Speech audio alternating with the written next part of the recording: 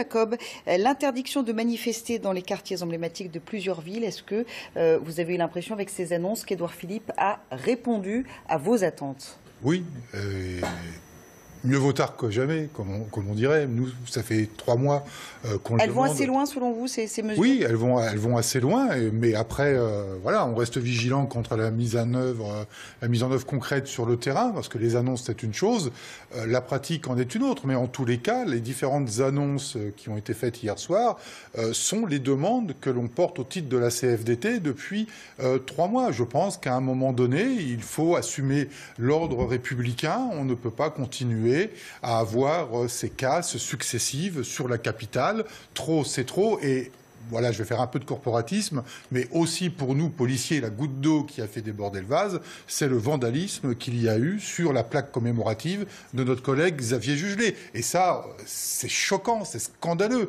Comment peut-on s'en prendre comme ça à la mémoire d'un policier mort pour la France? Donc ces annonces vont dans le bon sens.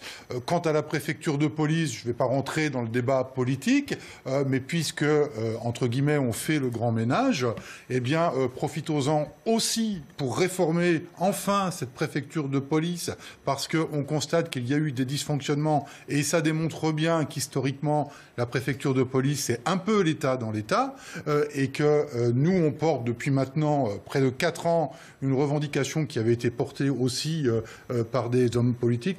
Monsieur Fenech s'en souvient, il pourrait en parler, mais c'est qu'on rattache une bonne fois pour toutes la direction du renseignement de la préfecture de police à la DGSI et qu'on rattache la direction régionale de la police judiciaire à la direction centrale de la police judiciaire, ce qui n'est pas le cas aujourd'hui. Et qu'on redonne aussi un peu plus d'autorité au directeur général de la police sur la préfecture de police. Christophe Castaner, ce matin, n'a pas hésité à charger Michel Delpech, qui a donc été limogé.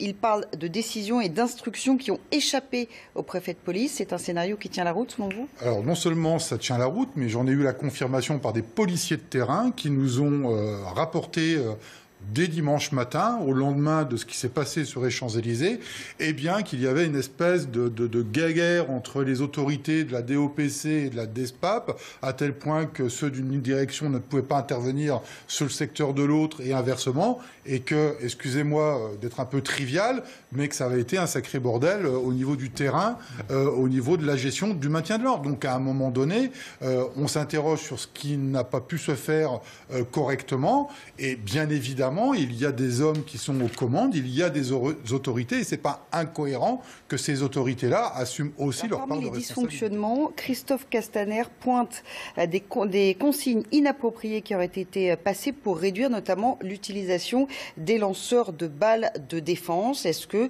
Denis Jacob, vous avez entendu parler de ces consignes un peu tacites? On sait que les munitions ont été adaptées. Je pense qu'il y avait une volonté d'avoir le moins de blessés possible, ce qu'on ne peut pas reprocher. On assure le maintien de l'ordre républicain, mais ce n'est pas non plus pour aller faire des blessés volontairement. Donc s'il y a à nouveau des manifestations qui dégénèrent samedi prochain, vous n'hésiterez pas à utiliser CLBD? Mais à un moment donné, je pense qu'il faut assumer le fait qu'on est là pour faire le maintien de l'ordre et garantir la sécurité de tous. On ne pourrait pas le concevoir de continuer à laisser faire et de risquer la vie de nos concitoyens, comme on l'a vu dans l'incendie de cet immeuble. Alors, que l'on ait voulu politiquement apaiser face à la polémique que l'on a eue sur les lanceurs de balles de défense, avec la pression du Conseil de l'Europe, de l'ONU, du Défenseur des droits, peut-être, c'est aux personnes intéressées de confirmer ou pas cela, mais en tous les cas, mes collègues, ils en ont marre, pour pas parler autrement, ils en ont marre d'être un peu entre le marteau et l'enclume, d'être le punching ball des uns et des autres. Ils sont là pour faire un job, assurer la sécurité de tous, mais surtout de la grande majorité, et on a une minorité qui trouble l'ordre public, et il faut que ça cesse. Et donc, les annonces qui ont été faites, qui sont des annonces que nous portions en revendication, notamment le fait d'aller au contact, de procéder aux interpellations, mais il ne faut pas attendre que ça casse pour le faire. C'est pour ça que les arrêtés qui vont être pris sont très importants, parce qu'on a une couverture juridique supplémentaire qui nous permet, dès lors qu'on a des individus particulièrement affairés à à arracher des pavés, ils les arrachent pas pour le plaisir de les arracher. On sait qu'ils vont provoquer des actes de violence. C'est bien qu'on puisse procéder immédiatement à leur interpellation et puis à les placer en garde à vue et à les déférer auprès de la justice pour qu'ils fassent l'objet de sanctions. Mais avant tout cela, et je me permets aussi de le dire, il faut aussi, et je fais la demande depuis 2 jours à Christophe Castaner, qui engage des poursuites contre tous ceux qui incitent à la violence et à la haine, quel que soit le moyen de communication utilisé, et notamment les réseaux sociaux, et que ces gens-là, et notamment certains qui se autoproclament porte-parole des Gilets jaunes, notamment, puisque c'est d'eux dont il s'agit, eh bien qu'ils soient poursuivis en justice également, parce qu'ils portent une lourde responsabilité sur ce qui s'est passé samedi, en appelant à venir vêtus de noir comme des Black Blocs. Décréter l'état d'urgence dès le début du mouvement des Gilets jaunes, c'est ce qu'a suggéré Éric Ciotti. C'était l'une des solutions, selon vous, pour empêcher toutes ces violences ? Non, je ne le pense pas. Et puis mettre au même niveau d'urgence les manifestations des Gilets jaunes du départ et la lutte antiterroriste, puisque je rappelle que l'état d'urgence a été principalement pris pour la lutte antiterroriste. Bon, voilà, il faut remettre toutes les choses à leur niveau. L'erreur, à mon sens, qui a été commise, c'est ne pas avoir apporté une réponse politique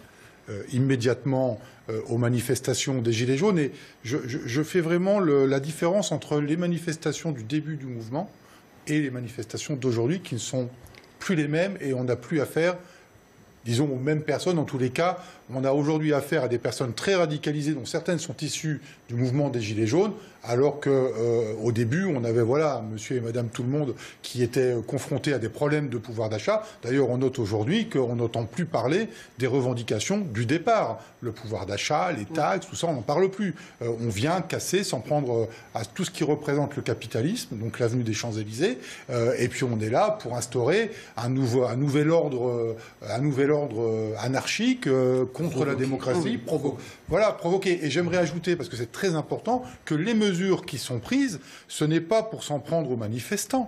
Ce ne sont pas des manifestants à qui on a affaire depuis plusieurs semaines. Ce sont des voyous, ce sont des casseurs. On va revenir maintenant sur le tour de vis de l'exécutif et les annonces hier du Premier ministre Édouard Philippe qui a donc annoncé hier le limogeage du préfet de police de Paris, Michel Delpuech. Il fait le choix de la fermeté en nommant à sa place le choix de Didier Lallement. Denis Jacob, peut-on dire aujourd'hui que la préfecture de police de Paris, c'est un État dans l'État ? Je pense qu'il n'y a pas besoin de dire aujourd'hui. Ça a toujours été. L'atypisme de la. Mais est-ce que ce qui s'est passé samedi, c'en est une illustration criante ? Il semble que les problèmes de commandement au sein de la préfecture de police n'aient pas été portés à la connaissance du ministre de l'Intérieur, ce qui semble quand même très très étrange et étonnant, mais ça démontre que oui, la préfecture de police de tout temps a eu une certaine autonomie de fonctionnement, et je pense que, pour répéter ce que je disais tout à l'heure, je pense qu'il faut très rapidement envisager de réformer la préfecture de police, et que l'autorité de la préfecture de police, bien évidemment, il y aura toujours un préfet de police. En matière de sécurité publique, en matière de maintien de l'ordre, il est normal que ce soit rattaché au préfet de police, comme c'est rattaché à un directeur départemental en province ou un préfet de département, mais il faut que le directeur général, qui est le patron de la police nationale partout sur le territoire, ait une autorité beaucoup plus forte et beaucoup plus affirmée sur la préfecture de police. Mais ça, ce n'est possible qu'avec une volonté convaincu, politique. Denis Jacob, par ce que vient de dire Édouard Philippe à l'Assemblée nationale. Moi, je prends acte de ces déclarations d'intention qui confirment les annonces qui ont été faites par lui hier soir. Après, moi, je suis terre à terre. Je porte la parole de mes collègues, et mes collègues sur le terrain, ils sont pragmatiques. Ils ne sont pas dans les propos politiques, dans les grandes déclarations. Eux, ce qu'ils attendent, c'est de voir comment, concrètement, ça va se matérialiser sur le terrain. C'est ça qu'on attend. Et ça, on pourra vous le dire qu'à partir de samedi. Donc, on verra comment sont coordonnées toute la mise en œuvre de ces mesures, si elles sont efficaces, et puis je dirais, il faut qu'elles le soient, parce qu'on n'a pas le droit à l'erreur, et notamment sur le fait que, bien évidemment, ces mesures-là risquent de déplacer les violences et les casses sur des rues adjacentes, et que dans ce cadre-là, l'annonce qui a été faite d'unités mobiles, elles doivent l'être pas seulement là où il y a les arrêtés d'interdiction, elles doivent l'être sur toute la capitale, sur toutes les métropoles de province où il risque d'y avoir de la casse, afin qu'ils puissent, quand on parle d'action rapide, de détachement d'action rapide ou d'unités mobiles, eh bien, il faut qu'elles le soient, et qu'elles le soient en temps réel et en nombre. Donc c'est ça que l'on verra samedi sur le terrain, si malheureusement on était confronté à de nouvelles formes de violence. Donc la vis avec une stratégie extrêmement ferme. Par ailleurs, je voulais vous demander, Denis Jacob, les forces de l'ordre, elles sont sursollicitées depuis le 17 novembre. Aujourd'hui,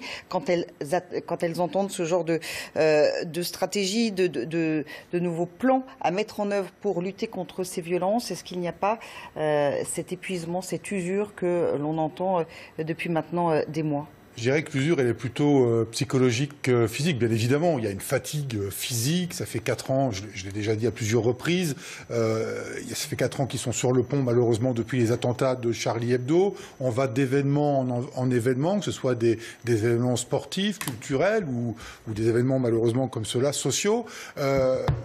Mais ils ont toujours fait face, parce que nous sommes des professionnels de la sécurité. Et fort heureusement que nous sommes des professionnels de la sécurité respectueux des lois de la République. Sinon, on aurait déjà eu des morts. Alors, c'est peut-être excessif ce que je dis, parce qu'on a eu malheureusement des blessés. Mais c'est inévitable aussi quand on a affaire à des personnes qui, de toute façon, ne sont là que pour en découdre avec les forces de sécurité, d'attenter à leur vie. Et donc, mes collègues seront présents, comme tous les samedis, ils feront leur travail avec le plus grand professionnalisme, et je vous le disais tout à l'heure, ils feront tout pour éviter qu'il y ait des blessés, mais si on doit aller interpeller ces casseurs, malheureusement, ce sont des individus très violents qui certainement ne se laisseront pas faire et qui risquent effectivement d'y avoir des blessés, et il faut savoir les assumer.